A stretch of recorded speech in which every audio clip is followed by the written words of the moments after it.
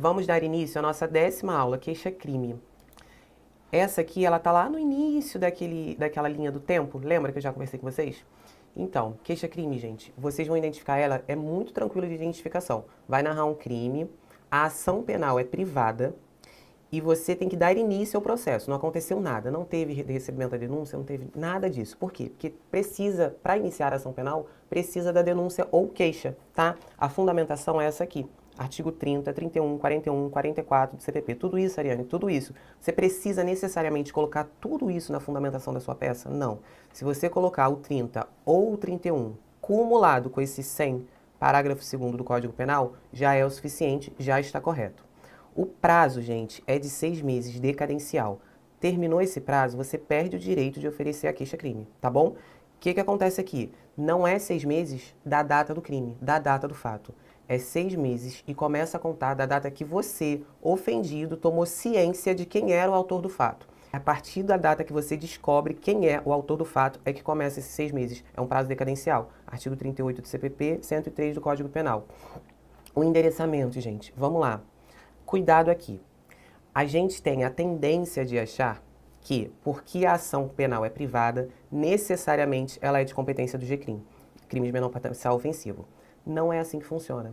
Não, uma coisa não está necessariamente ligada à outra. Acontece que, na maioria dos casos, de fato, a ação penal privada, ela é de competência do GCRIM, na maior parte das vezes, mas não necessariamente. Tem exceções, eu vou mostrar cada uma delas para vocês. Juizado especial criminal, se a pena não ultrapassar 2 anos. Então, o endereçamento vai ser para o GCRIM se for crime de menor potencial ofensivo, se a pena ali não ultrapassar 2 anos. Vara criminal comum, se a ação penal for privada e a pena em abstrato ultrapassar 2 anos. Aí vai para a vara criminal comum. E nos casos de violência doméstica, gente, sempre. E nos casos de violência doméstica, sempre vai para o juizado de violência doméstica familiar contra a mulher. Apesar de ter esse nome juizado, não se trata de um juizado especial, tá? É juizado de violência doméstica familiar contra a mulher. Não coloque na sua peça, por exemplo, juizado especial de violência doméstica e familiar contra a mulher. Não coloca assim que vai estar errado. É juizado de violência doméstica e familiar contra a mulher. Aqui, independe da quantidade de pena. Apesar de ter esse nome juizado, uma coisa não tem nada a ver com a outra. Independe da quantidade de pena. Se o crime aconteceu no âmbito de violência doméstica, a competência é essa aqui, você tem que endereçar para cá. A maior dificuldade que você vai ter se cair uma queixa-crime é analisar corretamente a competência. E eu tenho certeza que se a FGV cobrar uma queixa-crime, eu tenho certeza que ela vai complicar na hora de você identificar qual é a competência. Porque é a parte que mais pode gerar confusão na sua cabeça. Então, a tua atenção maior tem que ser aqui. Porque normalmente quando a gente vê uma conduta, a gente consegue associar aquela conduta a um crime. Isso é quase que automático pra gente. Mas a competência não. A competência gera muito conflito. Vamos lá que a gente vai entrar mais detalhes. Olha só, esses são os crimes de ação penal privada. Aqui, ó, calúnia, injúria, difamação, são os mais comuns. Dano simples, dano qualificado. Esse dano qualificado aqui não é mais do GCRIM. Todos esses aqui, a pena penal em abstrato, não ultrapassa 2 anos, tá? Então, normalmente eles vão pro GCRIM. Tem algumas exceções, eu vou mostrar para vocês. Aqui tem essas exceções aqui, do parágrafo 2º e parágrafo 3º, que é condicionado à representação. Não é de ação penal privada, é condicionado à representação. E pode ser condicionada à representação, pode ser, inclusive, ação penal incondicionada e ser de competência ainda do GCRIM, tá bom? Vamos lá. Todos esses crimes aqui são de ação penal privada. Atenção a esses 4 primeiros, que são os mais comuns. Esse dano qualificado não é de competência do GCRIM, porque a pena máxima dele em abstrato é 3 anos. Então aqui você não faria para o GCRIM, você faria para a vara criminal comum. Se atente a isso. Esse aqui, ó, induzimento a erro essencial e ocultação de impedimento, é um crime bem específico quando uma pessoa esconde um elemento que atrapalha ali o casamento, que você se casou enganado. Por exemplo, um cara se apaixona por uma mulher, depois do casamento ele descobre que ela é travesti. Isso aqui é um crime. Essa ação aqui, além de ser ação penal privada, ela é personalíssima. Em caso de morte da pessoa que casou enganada, esse direito de processar não se estende aos como se fala? Tem um nome certo, gente. Aos dependentes, mas não se estende aos sucessores. Cônjuge, ascendente, descendente e o irmão, tá? Não se estende, morre com ele. Em todos os outros casos, ainda que a pessoa venha a óbito, os sucessores podem apresentar a queixa-crime, tá bom? Vamos lá, vamos dar continuidade. Isso aqui, é o que você tem que prestar bastante atenção. Por quê? Quando a gente vai fazer uma queixa-crime e a gente tem que endereçar da forma correta, a gente tem que analisar, para saber a competência do crime, as causas de aumento e as causas de diminuição. A maioria dos casos, gente, se vir uma injúria comum, vai ser competência do GCRIM. Se vir uma calúnia comum, vai ser competência do GCRIM. Mas se vir concurso material ou concurso formal, seja perfeito ou imperfeito, crime continuado, você vai ter que analisar. Porque se a soma das penas dos crimes abstratos, considerando as causas de aumento, que é lá na terceira fase da dosimetria, então quando a gente vai ver a competência, a gente tem que considerar essas causas de aumento. Não tem como descartar. Tem que considerar. E se você, considerando as causas de aumento ou considerando a continuidade delitiva do crime, você vê que ultrapassa 2 anos, sai do GCRIM, vai para a vara comum, tá bom? Não esqueçam disso, ó. Vamos lá.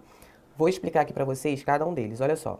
No caso de concurso material e concurso formal imperfeito, as penas são somadas. Quando que isso acontece? É diferente do concurso formal perfeito e do crime continuado. Aqui, os crimes vão ser somados. Então, no mesmo contexto fático, a pessoa pratica 2 ações ou omissões e aí ela tem 2 crimes. Ela queria praticar 2 ações ou omissões e o resultado foi em 2 crimes. Por que tem o concurso formal perfeito e imperfeito? Vou exemplificar aqui para vocês, vai ficar claro.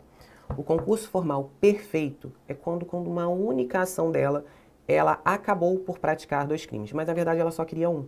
O outro foi a título de culpa.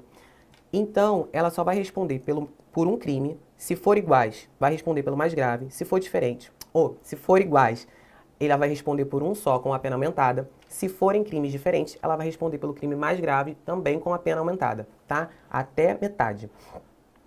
No concurso material e no concurso imperfeito é diferente. A pessoa, ela queria praticar 2 ações ou omissões e ela queria 2 resultados diferentes. Então, as penas são somadas. Vamos lá, eu dou um tiro em alguém. E aí eu queria acertar a pessoa A. Só que atrás dela, eu não sabia, tinha a pessoa B. O tiro atravessou ela e pegou em outra. Concurso formal perfeito. Eu pratiquei só uma ação. E eu não queria o segundo resultado, eu só queria a primeira. Eu vou responder pelos 2 crimes, homicídio, sendo que com a pena majorada lá no final. Essa majoração, ela conta quando você for identificar o endereçamento.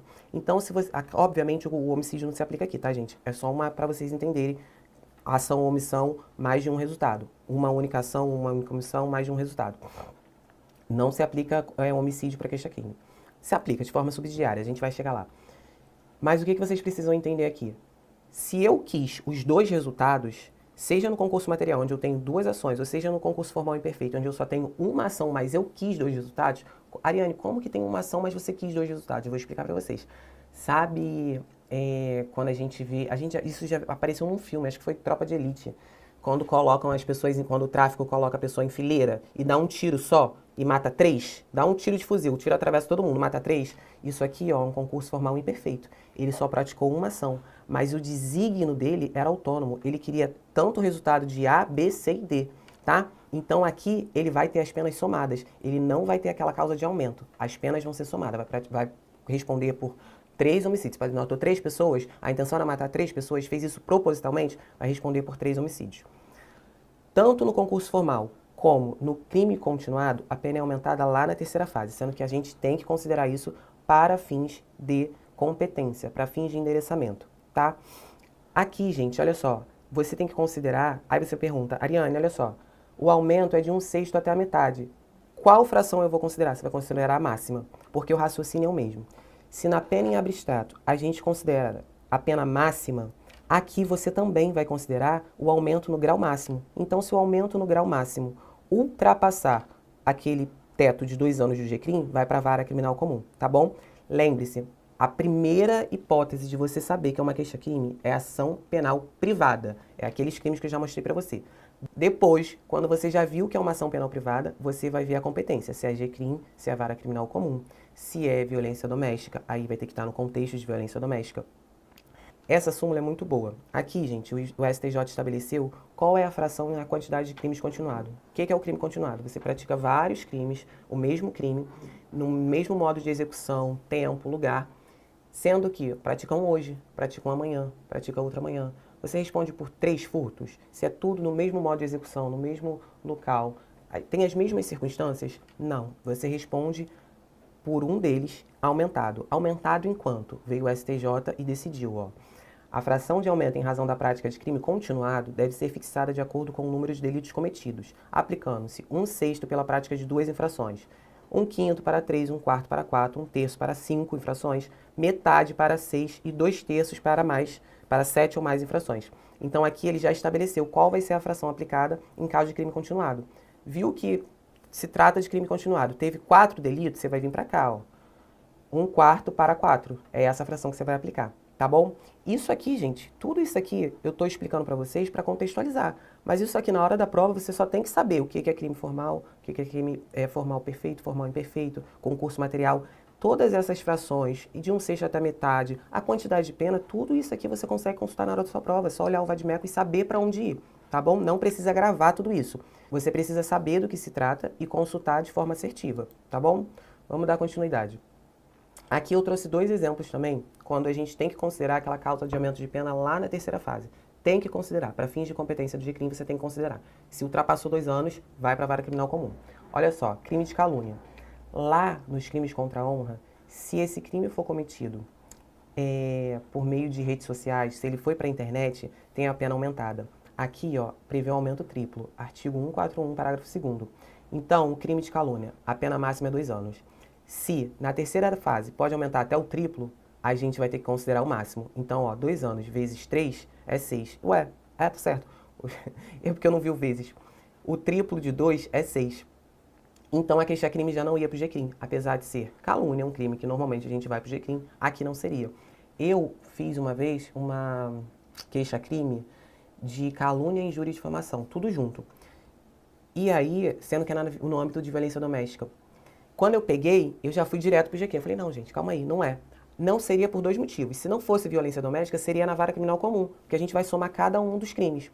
Aqui é a causa de aumento de pena. Expressamente, está lá no artigo 141 dos crimes contra a honra. Você vai considerar essa causa para fins de competência. Esse segundo exemplo é justamente o que eu acabei de explicar. Se foi no âmbito de violência doméstica familiar contra a mulher, esquece GCRIM, esquece vara criminal. Você tem que endereçar para o juizado de violência doméstica e familiar contra a mulher, independente de qual seja a pena. Procuração com poderes especiais. Isso aqui, gente, tem que constar lá no início da sua peça, bem no inicinho. A gente vai fazer o endereçamento, aí você coloca a qualificação do ofendido. Primeiro você vai colocar a qualificação do ofendido, quem você está representando. Por ser o advogado representado, com procuração, com poderes especiais, você tem que botar essa expressão. Isso vai contar ponto. O que acontece, gente? Na queixa-crime, o advogado ele vai estar imputando a outra pessoa um crime. Então, tem que estar esse poder especial de fazer especificadamente isso, de oferecer a queixa-crime. Se não colocar, falta ponto, tá? Porque a parte que o advogado está representando precisa estar ciente de cada conteúdo da queixa-crime, porque a gente está imputando um crime a outra pessoa. Então, quem a gente está representando tem que ter poderes especiais para isso, para oferecer a queixa-crime. Tem que constar, conta ponto, se não constar, você vai perder ponto. Legitimidade, gente. Ofendido, vítima, mesma coisa, artigo 30. A gente costuma usar mais a palavra ofendido. Eu uso muito a palavra vítima. Os dois está certo, mas a gente costuma usar na queixa-crime a palavra ofendido. Representante legal no caso de incapazes, seja pela menor idade, seja por alguma deficiência mental, alguma coisa que torne a pessoa incapaz. Aí é o seu representante legal. E em caso de morte, cônjuge, ascendente, descendente ou irmão, tá bom? Aqui está a fundamentação 30, 30, 31. Requisitos. Isso aqui, se você não cumprir, a sua queixa vai ser rejeitada por inépcia, tá? Então tem que ter a qualificação das partes, tem que descrever a conduta direitinho, o que aconteceu, tem que identificar as possíveis qualificadores. Aqui não torna a queixa inepta. Esses dois sim. Se não descrever especificadamente a conduta, não qualificar as partes, a sua queixa pode ser rejeitada, assim como a denúncia pode ser rejeitada. É o mesmo raciocínio da denúncia, sendo que não vai cair denúncia para você, você está atuando como advogado, se cair, vai cair queixa-crime ou queixa-crime subsidiária, que a gente vai chegar já já. E aí você tem que ter mais atenção. Ó, crimes contra a honra. Quando forem para a vara criminal comum, normalmente eles vão para o GCRIM. E aí essa regra aqui de baixo. Sendo que, se você verificar que teve um concurso formal ou que tem uma soma das penas, concurso material, tem mais de um crime, e foi para a vara criminal comum, você tem que pedir a designação dessa audiência de reconciliação. Ela está prevista lá no 520 do CPP. Tem que pedir, se você não pedir, vai contar ponto, tá bom? Isso aqui é expresso para os crimes contra a honra. Se for para o G15, você tem que pedir essa audiência preliminar. Pedindo ou não vai acontecer, mas se cair queixa-crime e for para o G15, você tem que botar para você demonstrar que você sabe que tem audiência preliminar de conciliação. Antes de qualquer coisa, tem audiência preliminar de conciliação. Artigo 72, o fundamento é esse. Vamos lá. Queixa-crime subsidiária. Eu gosto desse tema. Eu gosto desse tema porque eu acho maravilhoso. O que acontece aqui, gente? A regra dos crimes é que eles sejam de ação penal pública incondicionada. Então, furto, homicídio, roubo, todos esses crimes são de ação penal pública incondicionada. Sendo que o MP ele tem um prazo para oferecer essa denúncia. Vamos imaginar que eu fui roubada. Aí eu fui lá na delegacia, fiz o meu registro de ocorrência, teve inquérito, o inquérito foi mandado para o MP recebeu o inquérito, fez nada. Fez nada. A pessoa não foi processada, não foi citada, nada aconteceu. Passou 3 meses, nada aconteceu. Será que eu posso fazer alguma coisa? Posso. O MP ele tem prazo. Olha só, 5 dias se o réu estiver preso, 15 dias se o réu estiver solto. Então, ele recebeu os autos do inquérito. Ele tem esse tempo aqui para oferecer a denúncia. Ele não ofereceu. O que acontece, Ariane? Começa a correr o prazo de forma subsidiária para você oferecer a queixa-crime, tá bom? E aí, qual vai ser o nome da sua peça? Queixa-crime subsidiária. A fundamentação legal é essa aqui, ó, 29 do CPP, artigo 100, parágrafo 3º do Código Penal.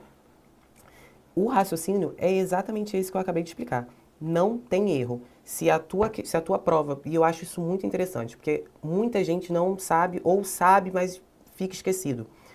Se acontecer um crime de ação penal pública incondicionada, você tem autonomia, legitimidade para oferecer uma queixa-crime no início? Não tem. Você tem que esperar o MP não fazer nada. Você tem que esperar o MP ficar inerte. Se ele ficar inerte, começa a contar o teu prazo. Qual é o teu prazo? 6 meses, a partir do final do prazo do MP, mesmo raciocínio lá. Decadenciais, passou 6 meses, acabou, perdeu o direito. E aí, Ariane, passou 6 meses, eu perdi o direito, o MP não fez nada. O MP também perde o direito nesse caso? Não. O MP continua com o direito de oferecer a denúncia. Só que, se você não fizer em 6 meses, quando finalizar o prazo do Ministério Público, você perde esse direito, tá bom? Vamos lá. Isso aqui também é interessante. Caso de renúncia, o próximo é perdão. Qual é esse raciocínio aqui? Primeira coisa, é um ato unilateral. Então, o imputado, aquele que você supostamente praticou um crime, ele não precisa aceitar. Aqui pode ocorrer de 2 formas, expressa ou tácita. Como que seria a renúncia expressa? Uma declaração assinada pelo ofendido ou pelo representante legal ou pelo advogado com poderes especiais. Em caso de queixa-crime, sempre lembra dessa palavrinha mágica aqui, ó, procurador com poderes especiais. Pode ser expressa ou tácita. Expressa essa declaração assinada. Tácita, ela ocorre quando, por exemplo, uma pessoa me ofendeu. Aí, vamos supor, uma amiga minha me ofendeu. Aí passou 2 meses, eu já sei que ela me ofendeu, a gente já se resolveu, eu chamei ela para ser madrinha do meu filho. Só que passou mais 3 meses, ou seja, tudo dentro desses 6 meses decadenciais, tá? A gente tem que ficar sempre dentro desse prazo. Depois desse prazo, você não pode mais. Então, passou 1 mês, ela me ofendeu, a gente se resolveu. Passou mais 1 mês, chamei ela para ser madrinha do meu filho. Passou mais 1 mês, briguei com ela de novo, falei, quer saber? Vou processar ela. Eu posso? Até posso, mas vai ocorrer isso aqui, ó. Renúncia, isso aqui é uma causa extintiva de punibilidade. Está prevista lá no artigo 107. Por quê? Eu pratiquei um ato incompatível com a vontade de processar alguém. Isso aqui é uma causa extintiva de punibilidade. Como que vai ser usado? Vamos imaginar que eu vou lá e processo ela mesmo assim. Ela vai falar, olha, não, ela me chamou para ser madrinha do filho dela, ela renunciou o direito de ajuizar uma queixa-crime, ela renunciou o direito de oferecer uma queixa-crime contra mim. E é assim que funciona. Isso aqui também é um ponto interessante, gente. Vamos imaginar que eu não entrei com uma queixa-crime contra ela. Eu não ofereci. Só que eu quis uma indenização. E aí, ela pagou essa indenização. O pagamento dessa indenização retira o meu direito, dentro do prazo decadencial de 6 meses, nunca esqueça disso, de ajuizar uma queixa-crime contra ela, não retira, tá? Previsão expressa aqui, artigo 104, parágrafo único, segunda parte do Código Penal. Diferentemente ocorre se tudo isso acontecer lá no GCRIM e naquela audiência preliminar de conciliação, essa audiência que acontece antes de tudo, eu aceitar uma composição civil. O que é essa composição? Essa composição civil não necessariamente sempre é um pagamento, pode ser inclusive um pedido de desculpas. A gente assina, compôs, acabou, excluiu o crime. Mas vamos imaginar que fosse um pagamento. Não precisa ser, mas vamos imaginar que fosse um pagamento. Se eu aceitar essa composição civil, acabou. Eu também renunciei ao meu direito de queixa, tá bom? Renúncia é isso. Outra coisa, a renúncia é antes de você oferecer a queixa-crime. Se você já ofereceu e você desiste, é o perdão. Vamos lá, como que acontece? Qual é a diferença da renúncia para o perdão? Primeiro ponto eu já falei, o perdão é depois. Depois que você ofereceu a queixa-crime, você vai lá e quer perdoar. Só que, nesse caso aqui, o querelado, que é a pessoa que está sendo acusada, ela pode rejeitar. Então, diferente do que acontece lá, que é um ato unilateral, e a outra parte não precisa aceitar para que esse ato produza efeito, aqui não. Aqui o ato bilateral, a pessoa tem que aceitar. Vê se você entende o raciocínio.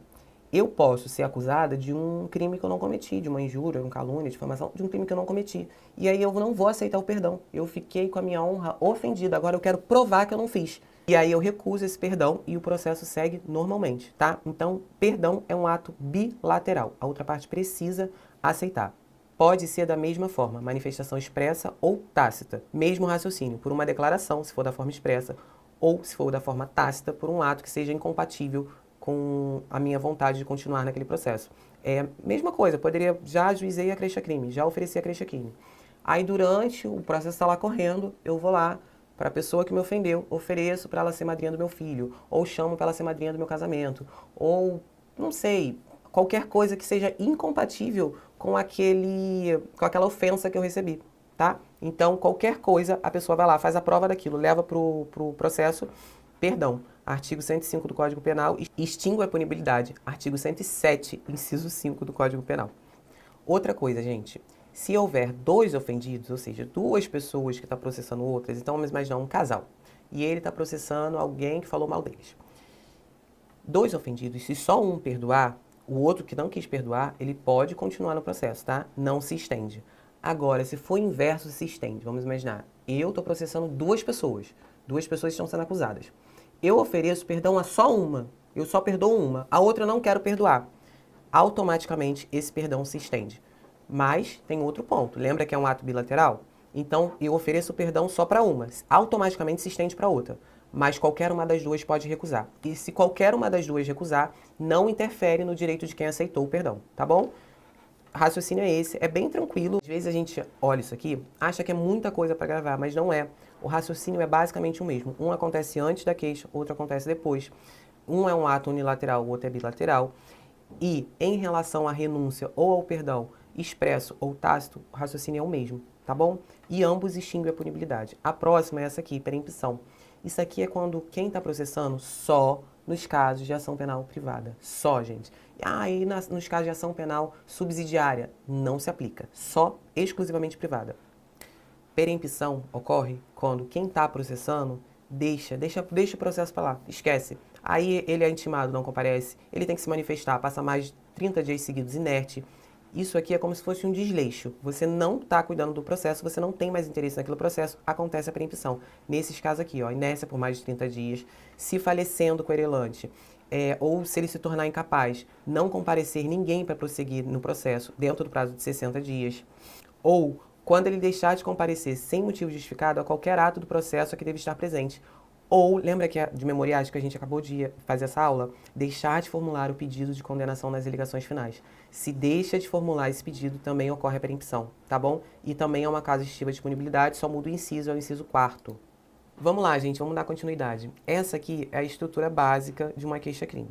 Você vai ter que ter muita atenção no endereçamento, tá? Não deixa passar despercebido. Verifica tudo aquilo que eu te falei. Pode ser a competência da Justiça Estadual na vara criminal comum. Pode ser competência da Justiça Federal dentro daquelas hipóteses lá do artigo 109 da Constituição. Pode ser juizado especial criminal, tá? Se for crime de menor potencial ofensivo. Aí você olha aqui, dá uma lidinha nessa lei, no finalzinho da lei, da metade pro final, que é a parte criminal, porque aqui tem tanto a parte criminal quanto a parte civil. E aí, da metadezinha pro final, começa a parte criminal que interessa pra gente. Ou o juizado de violência doméstica e familiar contra a mulher. Esse aqui, pra mim, é o mais simples. Você verificou que está dentro das hipóteses de violência doméstica e familiar contra a mulher, não importa qual é o crime. Não importa qual é o crime. Só importa se ele é de ação penal privada. Aí você faz a queixa-crime. Ou, se for um crime de ação penal pública incondicionada, você atua de forma subsidiária, se ficar claro no enunciado que o MP recebeu os autos do inquérito e não fez absolutamente nada. tá? Mas aqui o que importa, não importa a pena, você não precisa contar isso, só precisa saber se é de ação penal privada. Aconteceu no âmbito de violência doméstica e familiar contra a mulher, vai aqui para o juizado. Aqui, gente, o que vocês vão fazer? Qualificação. O que a gente está acostumado a fazer? A gente chega aqui e fala assim, fulano, já qualificado nos autos do processo penal, já qualificado na ação penal, já qualificado nos autos do processo em epígrafe. Aqui a gente não pode fazer isso. Por que a gente não pode fazer isso? Porque a gente está começando o processo. Ele ainda não foi qualificado. Você tem que qualificar. Então aqui você tem que botar fulano, nacionalidade, 3 pontinhos, estado civil, 3 pontinhos, profissão, 3 pontinhos. Pode ser que, durante o enunciado, você verifique que existe alguma informação. Fale se ele é brasileiro ou se ele é estrangeiro. Fala qual é o estado civil, fala qual é a profissão. Às vezes essas informações a FGV solta para você no enunciado assim, e você acha que não é importante, você acha que ela só está contando uma história. Mas, se for queixa-crime, é importante, porque serve para qualificação. Ariane, não tem nada. Você tem que botar isso aqui, nacionalidade, 3 pontinhos. Você tem que mostrar para a FGV que você está qualificando. Sendo que você não pode inventar a informação, tá? Não pode. Então, você vai botar 3 pontinhos. Tem a informação, você coloca brasileiro. Então, tem 3 informações. Não tem as outras, você coloca as que tem, tá? Tem nacionalidade, você coloca. Não tem estado civil, você coloca estado civil, 3 pontinhos. Ah, tem qual é a profissão? Provavelmente RG e CPF não vai ter, ou se tiver vai ser 1, 2, 3, 4, 5 ou 000. Se tiver anunciado assim, você repete assim. E se não tiver, você coloca 0000? Não, você coloca 3 pontinhos, não inventa, não bota xxx, 000, não. 3 pontinhos. Não dê margem para o examinador querer anular sua prova, por causa de identificação. Em alguns casos eles fazem isso. Então, 3 pontinhos, você não erra. Então, aqui você vai precisar qualificar tudo isso, tá bom? Se tem informação, você coloca. Se não tem, você não inventa, não coloca, coloca 3 pontinhos que não vai ter erro. Precisa colocar, ó, por seu advogado representado, procuração anexa com poderes especiais. Isso aqui precisa constar. Se não constar, você vai perder ponto. Vem a presença de Vossa Excelência, oferecer, é o verbo correto, queixa-crime, com base nos artigos. Aqui eu botei todos. Todos. Mas se você botar só 30 e esse artigo 100, parágrafo 2º, já está correto. Eu botei para você saber que tem opções. Aí aqui você coloca, ó, contra a pessoa. Quem é a pessoa que você está acusando? Aí você tem que colocar a mesma coisa, você tem que qualificar, tá? Você tem que qualificar o ofendido e você tem que qualificar o acusado. Ciclano de tal, nacionalidade, mesmo raciocínio, gente. Coloca todas as informações que você tiver. Se não tiver, você bota o nome da informação, nacionalidade, 3 pontinhos, estado civil, 3 pontinhos, pelos fatos e fundamentos jurídicos a seguir expostos. Tempestividades. O que você vai demonstrar aqui? Que está fazendo dentro do prazo decadencial de 6 meses, tá bom? E aí você coloca a data do fato, se na data do fato a pessoa já descobriu quem era o autor, se não, você coloca a data que ela descobriu quem era o autor daquele fato, tá bom? A maior parte das vezes acontece tudo na mesma coisa, você sabe quem te ofendeu quando o crime aconteceu. Às vezes não, por exemplo, fake de Instagram. Você não sabe quem foi. Quando você descobre, aí sim começa a correr o prazo. E aí você vai colocar que está dentro do prazo, artigo 38 do Código de Processo Penal e 103 do Código Penal. Matou a tempestividade, garantiu o seu ponto. Dos fatos, lembra que eu sempre falo que não é importante você perder muito tempo nos fatos? Aqui muda um raciocínio. Aqui você tem que demonstrar quais fatos importam. O enunciado pode vir gigante. Você vai tirar o que importa, o que ali você vai usar como crime, você vai usar como uma agravante, você vai usar em caso de crime continuado, você vai aplicar. Então aqui você tem que descrever direitinho. Se você não descreve isso aqui com clareza, na prática, aqui você não precisa se preocupar tanto com essa inépcia, você vai se preocupar na resposta à acusação. Aí eu vou falar melhor sobre isso. Mas se você não descreve esses fatos com clareza, ocorre a inépcia, tá bom? E aqui no direito, aqui você vai pegar os fatos e vai aplicar o direito. Qual é o crime, como que aconteceu, se tem circunstâncias agravantes você vai colocar, se tem causa de aumento de pena você vai colocar. Aqui você só vai descrever os fatos, aqui você vai aplicar a norma ao fato, tá bom? Pedido, tem que colocar isso tudo? Tem que colocar isso tudo. Você tem que colocar para pedir o recebimento da queixa-crime, a citação do querelado, pedir o requerimento de produção de provas com a oitiva das testemunhas arroladas. Logo depois a gente vai colocar as testemunhas. Quais testemunhas que eu vou colocar, Ariane? As que estiverem anunciado. Se for uma queixa-crime, com certeza vai ter testemunha. Você vai colocar o nome da testemunha lá. A procedência do pedido com a condenação do querelado em curso dos crimes tal. É que você coloca quais crimes se aplicam. E a fixação do valor mínimo de indenização nos termos do artigo 387, inciso 4. Isso aqui é exclusivo da queixa-crime? Não é, tá? Isso aqui a gente pode usar em outros processos também. Sendo que, normalmente, quem faz é o Ministério Público. Caso você faça, você tem que colocar isso aqui. Se for o caso de ação penal privada, você vai oferecer a queixa-crime, você tem que colocar esse artigo aqui. Provavelmente vai contar ponto. E aqui vem o rol das testemunhas. Tem que pôr, tá bom? Tem que pôr. E aí você coloca o nome que está lá no enunciado. Se ela trazer uma queixa-crime, ela vai trazer uma testemunha, eu tenho certeza. Nestes termos, pede deferimento, local, data, advogado, OAB. Aqui, eu vou ser sincera com vocês, eu acho difícil a FGV pontuar uma data certa. Porque teria, por exemplo, se você conta 6 meses, ela teria que pontuar assim, 6 meses do dia de janeiro. Ela conta mais 6 meses, seria o quê? 10 de janeiro, 10 de junho. Seria isso, né? 6 meses. Mas é difícil, porque tem dia 31, tem dia 28, tem ano bissexto. Então a data exata aqui, eu acho que a FGV não vai vir aqui. Mas ela vai pontuar a tempestividade. Você tem que saber que tem que ser dentro daquele prazo decadencial de 6 meses, tá? Vamos agora ao treinamento da peça prática. Essa aqui a gente vai fazer. Como eu sempre falo, dá pausa nesse vídeo, lê a peça, faz as suas marcações. Aqui você já sabe que é uma queixa-crime, aula de queixa-crime, mas aqui você vai tentar identificar tudo que eu falei aqui, outras coisas que você já sabe, identifica o que se aplica, depois volta pra gente fazer junto. Mas faz as suas marcações com paciência, lê com paciência, não lê com pressa. O objetivo, gente, aqui é o treinamento de peças. Se vocês não tiverem paciência para fazer essas peças, eu sei que muitos de vocês não têm, eu acompanho uns de perto, vocês perdem a paciência, vocês não vão ficar bom em peça. A gente só fica bom treinando. E treinar é chato mesmo. É chato para mim, é chato para vocês, vai ser chato para sempre. Tem que treinar, não tem jeito.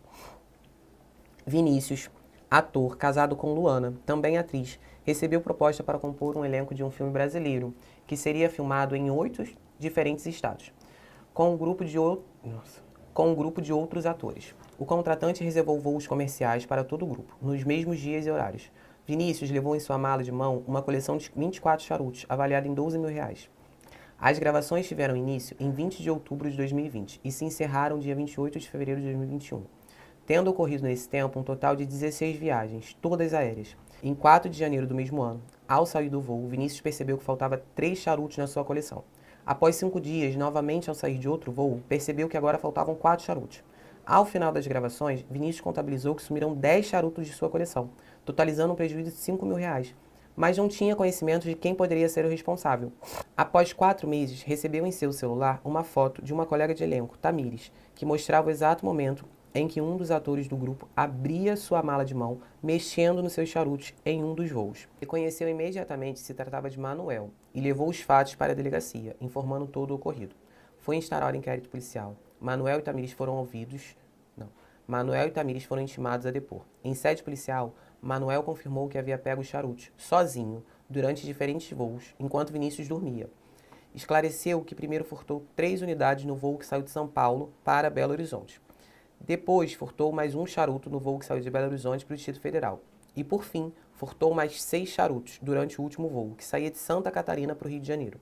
Ressaltou que estava arrependido e disposto a devolver metade dos charutos que ainda estavam sob a sua posse, mas que não tinha condições de pagar pelos outros que já havia consumido. Tamires confirmou os fatos e disse que presenciou o ocorrido todas as vezes, mas só conseguiu fotografar na última. O inquérito foi encerrado e os autos foram encaminhados para o Ministério Público em 22 de junho de 2021.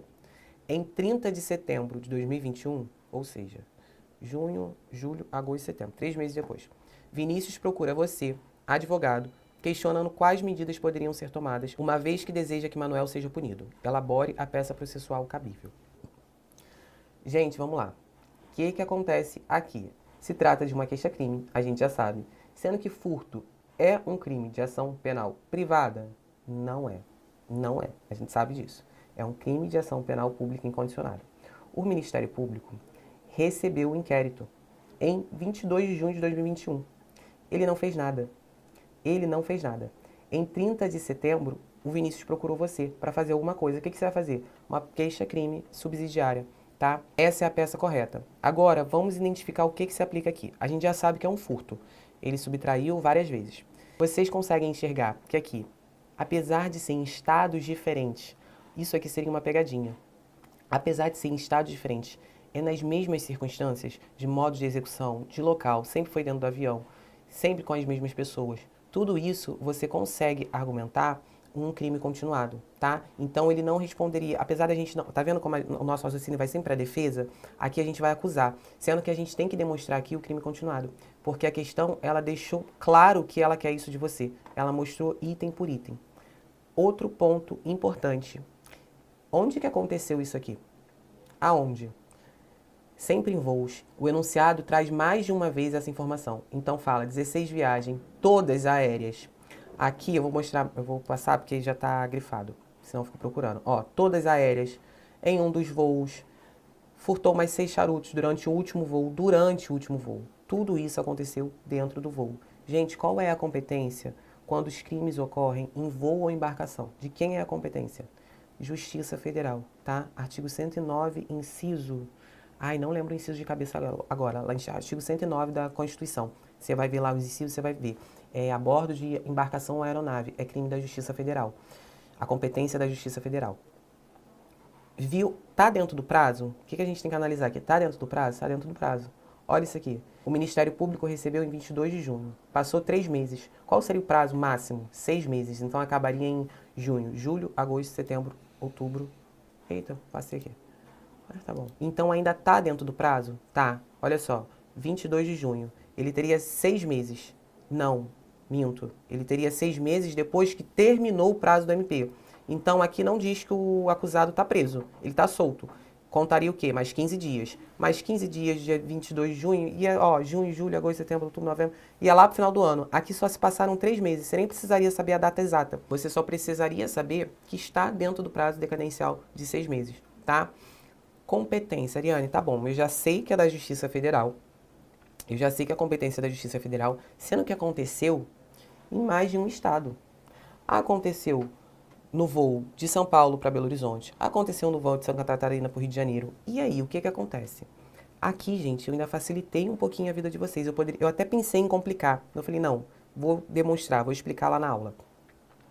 Aqui, se durante algum desses voos ele desce, faz um registro de ocorrência e algum juiz de alguma dessas comarcas faz qualquer ato judicial, ocorre a prevenção. Nos crimes continuados, se tem mais de uma competência, se tem mais de um foro competente, qualquer um que atuar primeiro fica prevento. Prevento é justamente isso. Quem tem mais de uma competência pode distribuir em qualquer uma, sendo que um juiz atuou primeiro, fez qualquer ato, pronto, aquele juiz fica prevento para aquela ação. Então, se acontecesse isso, teria que ser exatamente no foro que ocorreu a prevenção, no foro que aquele juiz fez qualquer ato.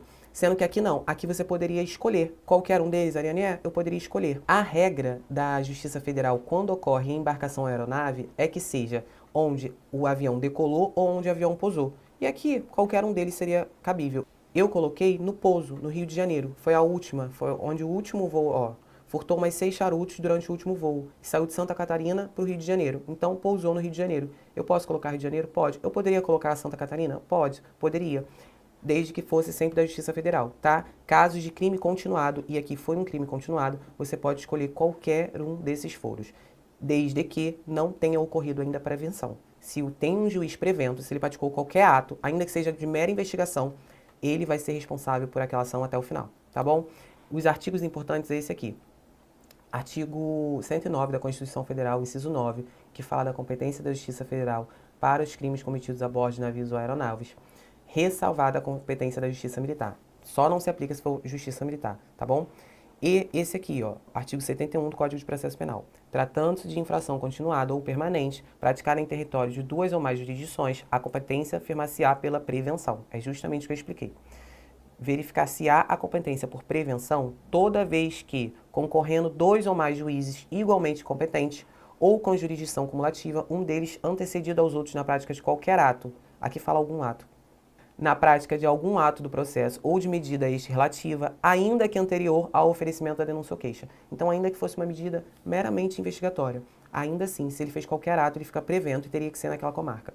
Aqui, gente, nesse artigo 90, já deixa claro que tem que ser ou onde o navio ou a aeronave partiu ou onde desembarcou, onde pousou, tá bom? É o que fala esse artigo aqui. Você precisaria usar cada um desses artigos na sua peça? Não necessariamente, mas você precisa saber que existe lá, verificar e aplicar a competência correta, tá bom? Vamos dar continuidade. Aqui já é a peça. Vamos lá, olha só. Juízo da Vara Criminal, Seção Judiciária do Rio de Janeiro. Fala qual é a seção? Sempre que for Justiça Federal, é seção judiciária. Aí você coloca assim, ó, ao douto juízo federal da Tananã, você não sabe qual é a vara criminal da Tananã, Seção Judiciária do Rio de Janeiro, tá bom? Aqui você coloca tudo aquilo que eu disse.